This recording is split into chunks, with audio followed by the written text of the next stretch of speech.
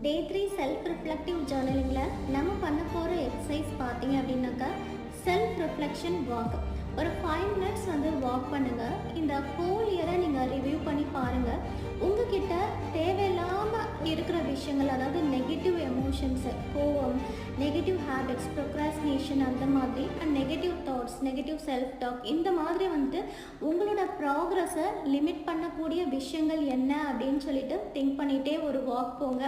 So அதை think பண்ணிவிட்டு இந்த வருஷத்தில் நான் இந்த நெகட்டிவ் தாட்ஸ் ஆகட்டும், negative emotions, negative habits and productive habits, இது எல்லாமே இந்த வருஷத்தில் நான் விட்டுடுறேன் அப்படின்ற மாதிரி நீங்கள் ஜேர்னலிங் பண்ணுங்கள். அங்கே ஒரு டிக்ளரேஷன் கூட போடுங்க. அதுக்கு பாசிட்டிவ் ஹேபிட்டாக நீங்கள் எப்படி இருக்கணும், ஆக்டிவாக இருக்கணும், ப்ரொடக்டிவாக இருக்கணும், எல்லாரையும் லவ் பண்ணணும் அப்படின்ற மாதிரி எப்படி நீங்கள் நெக்ஸ்ட் இயரை ஸ்டார்ட் பண்ணணும், என்ன பாசிட்டிவ் ஹேபிட்ஸ் எல்லாம் நீங்கள் பில்ட் பண்ணணும் அப்படின்றதையும் ஜேர்னல் பண்ணுங்கள். அப்போ ஒரு